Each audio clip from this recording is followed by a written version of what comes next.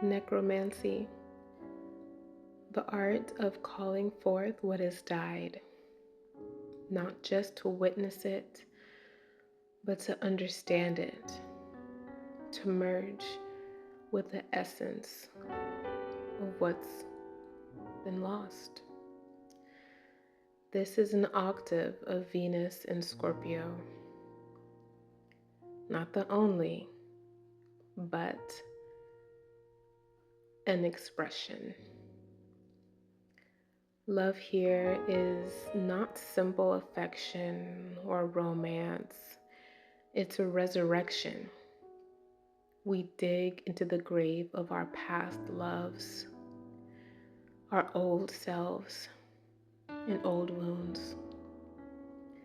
And we summon what was buried to commune, to see it, to feel it, to embrace it, and to integrate it. This might sound dark and disturbing, and maybe it is. Scorpio doesn't fear the dark. It becomes it. It is darkness. And in doing so, it transforms what others abandon, discard, or reject.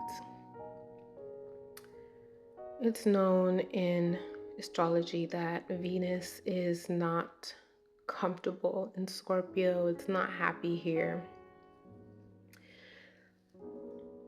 It's in its detriment here in Scorpio because Venus isn't able to operate and express itself in how it does effortlessly in its home sign in Taurus or in Libra. Venus retrograde in Scorpio, I think of it as necromancy. It's necromantic. It revives every dead love, every unresolved ache. Buried emotions crawl to the surface. It's like an itch you can't scratch. We become haunted, possessed even.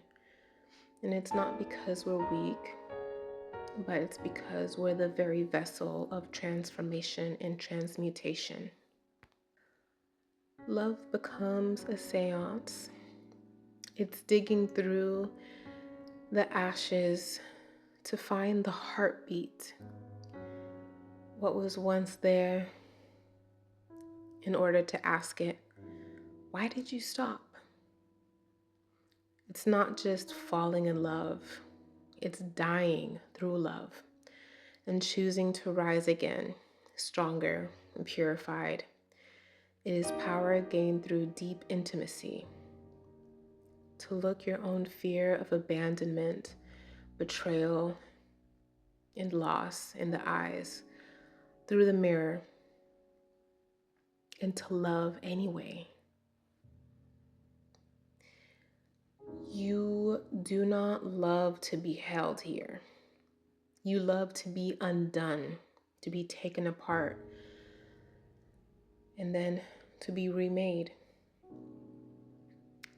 There's something that I like to say, a saying, and it's a desire that I want to be taken apart and put back together, even better than before. So being taken apart and being put back together. That's something that I think speaks to an expression of this placement. And more on this placement, it speaks in secrets, because Scorpio is a very private and self-contained sign. It keeps things to itself. Again, in the dark. that's hidden from the light. This placement speaks in secrets, in symbols, in shadows, and in fears. It draws lovers who speak in riddles, who, like a mirror of every ache you thought that you healed, they arrive not to complete you, but to reveal you.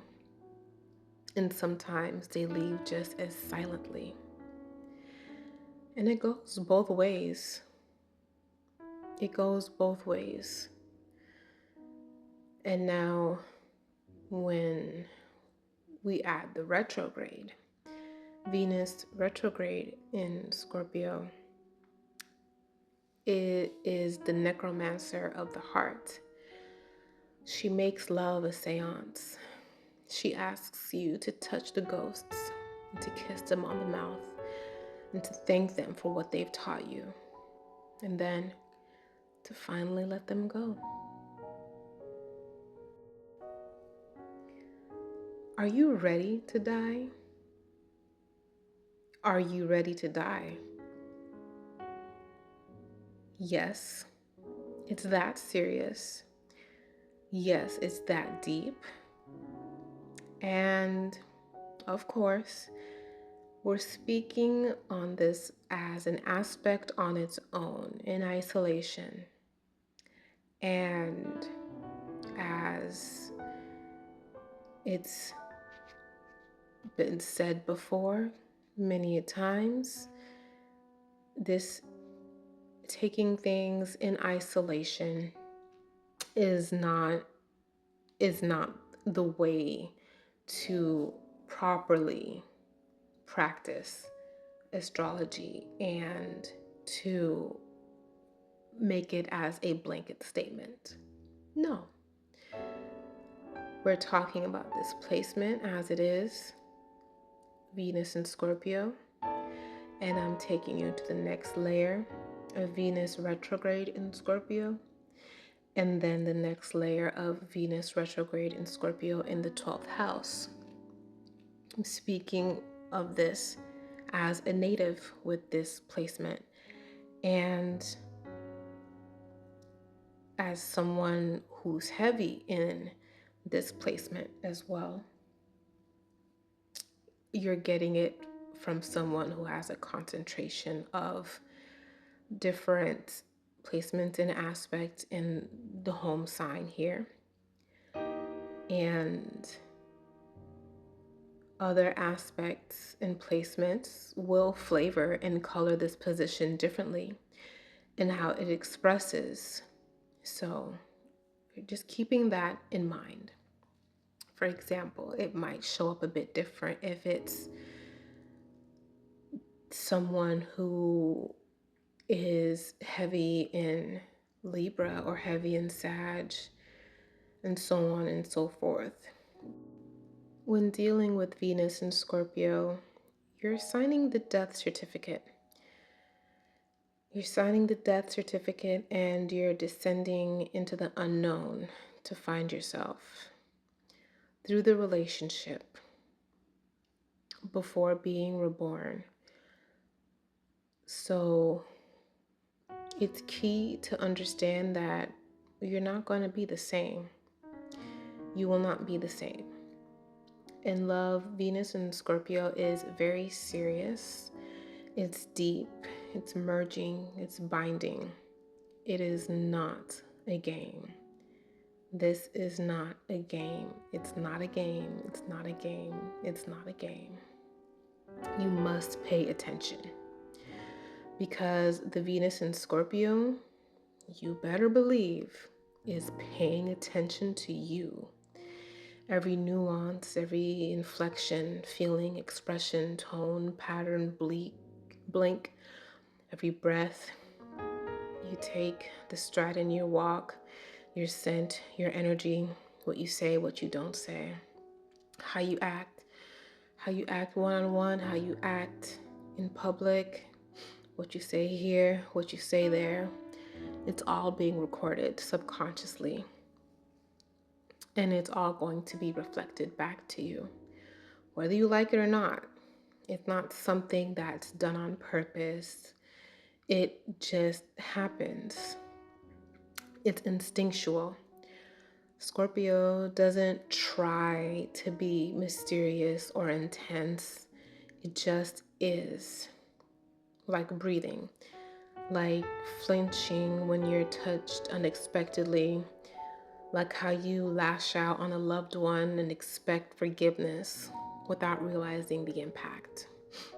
It's not as simple as just say how you feel or put your guard down, lighten up, get over it. No, no, honey, no.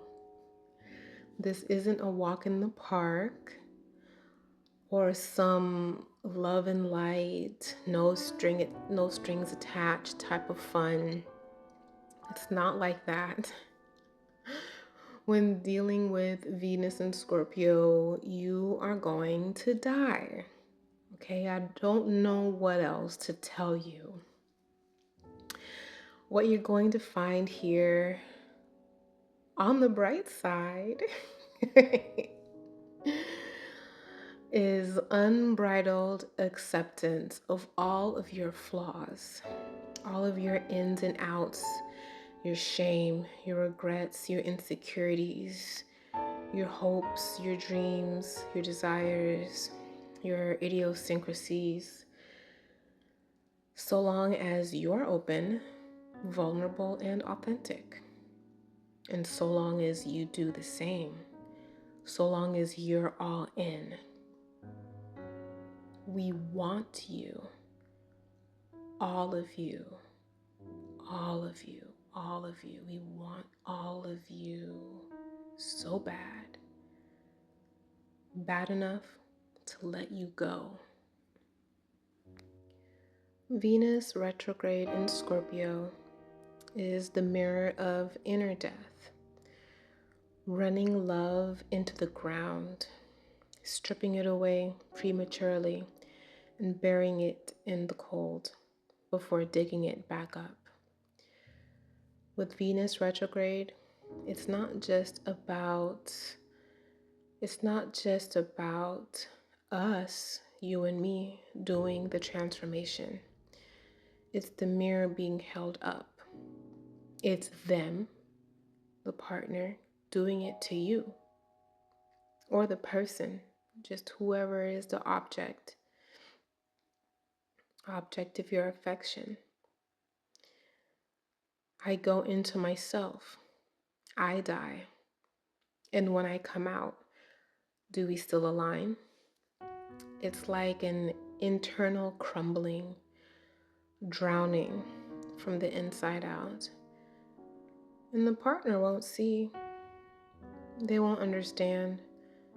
The people on the outside, they won't understand.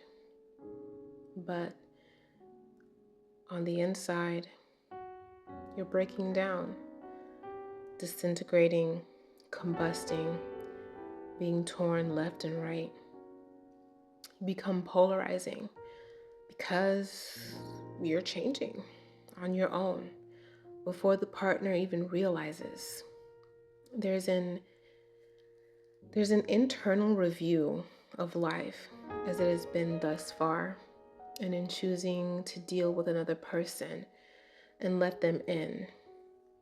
As a native, we have to be prepared to say goodbye to what we knew. And there isn't a choice in the matter. Resistance is indeed futile. Trust me. I know. Having this placement strips the soul bare. It peels back the layers of illusion in love, especially past illusions. Relationships resurface. Old bonds reek of unresolved emotions. Lovers appear like ghosts, wanting closure or revenge or one last breath of intimacy. In mythology, Venus in Scorpio resonates with the story of Persephone and Hades. And it's interesting because before fully immersing myself with this study in astrology, I found that I likened it to the story of Persephone and my own experiences. Persephone's descent into the underworld mirrors the transformative journey of Venus in Scorpio. Love here is not just about connection, it's about facing the shadow, the ugly, the hidden, and the taboo. It's about merging with another on a deep soul level, even if that means confronting the darker aspects of oneself in the relationship. Venus's retrograde also mirrors the Sumerian goddess Inanna, the goddess of love and fertility, and her descent into the underworld.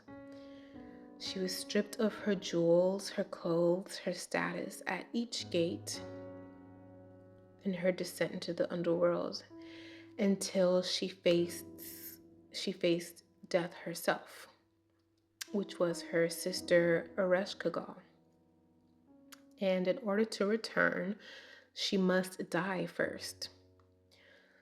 So again, deeper into the underworld, shedding her garments and the symbols of power, shutting down your facade, your ego, everything that you think that made you you, is left at the gate to be left bare and vulnerable.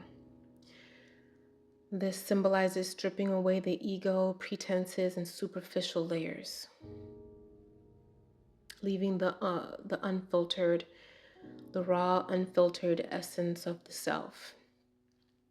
And the retrograde motion in Scorpio mirrors this journey as well, urging one to confront their own vulnerabilities, fears, and hidden desires.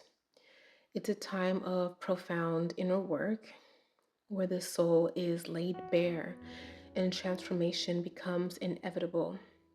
Venus retrograde, especially in Scorpio, echoes this descent into the shadow.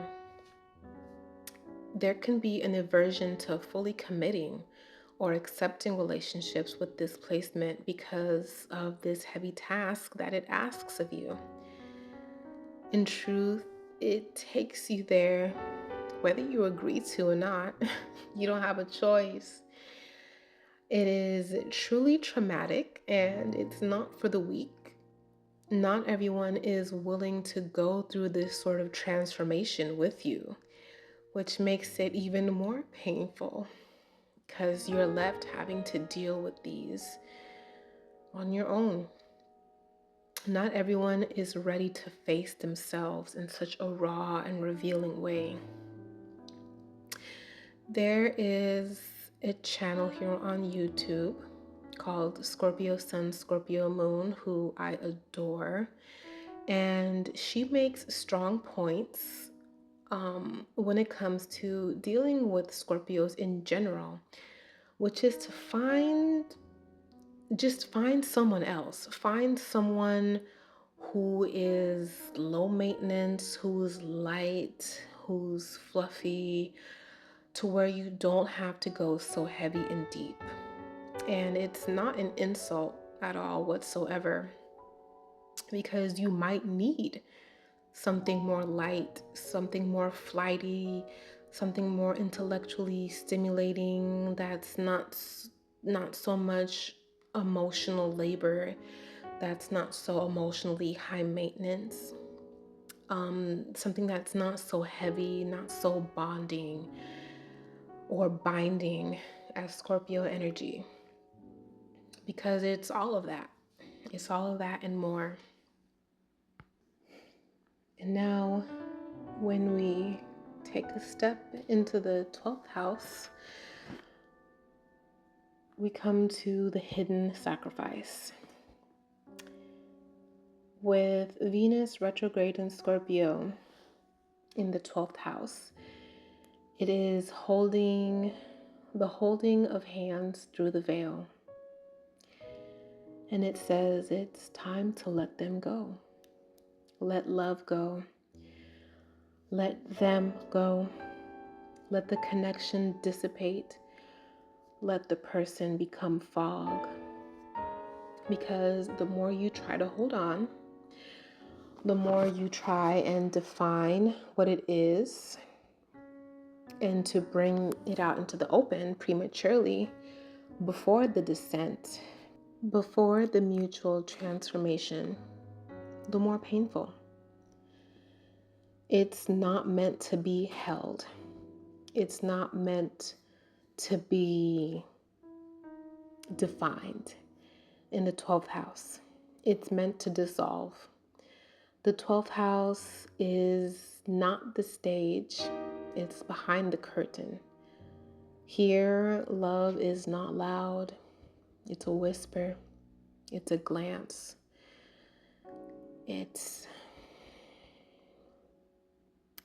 a deep knowing. It's pretty cruel. It's a secret. It's a dream you can't fully recall. This is not conventional love. In the 12th house, Venus is a phantom. It lives in fantasy, spiritual longing, karmic patterns. This is the house of undoing.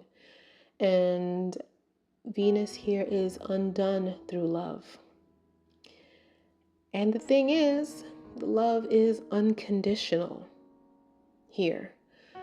Truly, the kind of love that we think that we want, that we dream of being loved by a person in a way that transcends the physical. It's real. And it's tragically annoying. I hate it here.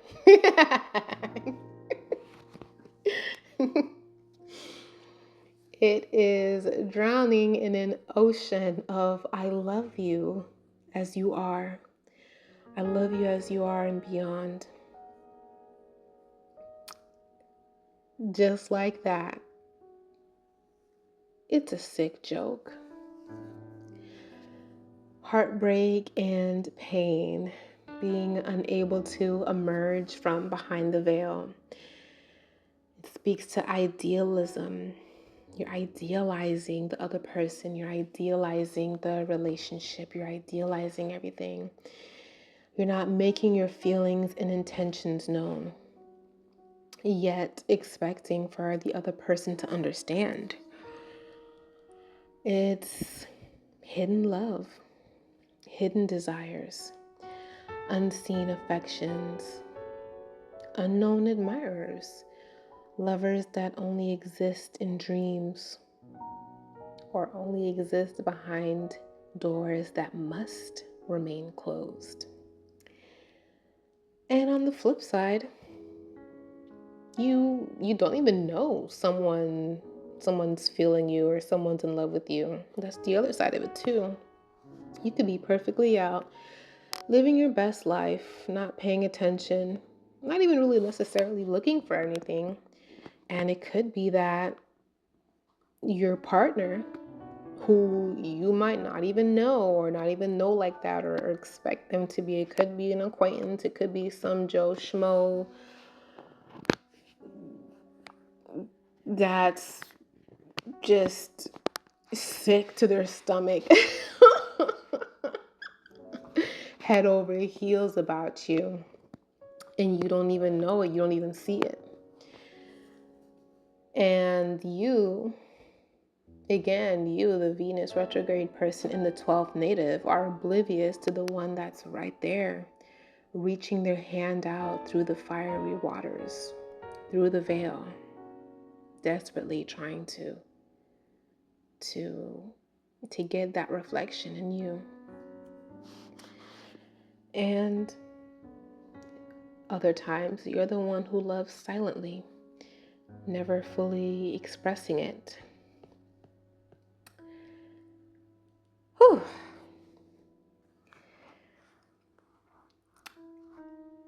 It can feel like a sickness, honestly, a kind of spiritual vertigo. You don't know what's real. Your compass spins.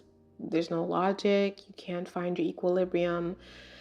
Your heart plays hide and seek with your own awareness. It's sick. Again, not a walk in the park. There are echoes here of the myth of Psyche and Eros, where love was only safe in darkness. The god Eros would visit Psyche only in the night when she could not fully see him. She just had to trust, she just had to have faith that he was who he said that he was and that he loved her. She couldn't fully see him, and seeing each other would only destroy the connection. So taking a look at the Eros and Psyche, Persephone and Hades, and Inanna's descent into the underworld. These are some myths and stories that can illustrate this placement. This placement also means sacrificing a visible or quote unquote normal life, meaning being out in the open, claiming someone on social media, being, official, out in the open, official. It manifests as clandestine relationships. It can manifest as unrequited love, or choosing solitude over risking betrayal or scandal. It's really not that nice, being plain and simple here. But at the same time, I am speaking to this as one who typically resists the surrendering aspect. As a wise woman once said, ain't nobody got time for all that, okay? Nobody got time for that, all right? It just don't even bother. Don't even bother to go through all of that. And it's not gonna be like that forever. I know. It's as much of a choice as you think you're gonna get, because again, you can't control what the heart has planned. And another thing is that this can happen right under your nose. When you think that you'll be fine walking away from a connection, it drags you right back. There's another astrologer on YouTube who, for the life of me, I cannot remember who it was, since it had to be a year, no more than 2 years ago, that I watched this video. And if I find it, or when I find it, I'll have to post it in the description or the comment about who it was. But their advice, it was a woman, her advice for the Venus in the 12th house as a remedy was to have faith. And I mentioned that when it came to the Psyche and Eros story, where Psyche she just had to have faith to know that that Eros, who was her husband, who only came in the night, was who he said that he was. And this person's advice when it came to having the Venus in the 12th house is to have faith. Literally, you have to have faith. You have to pray. Just as much as any other person or placement would. You know, no matter what you have going on in your chart, it's nice to be able to have that faith and connection to a higher power, to God, especially as the 12th house is connected with spirituality and solitude.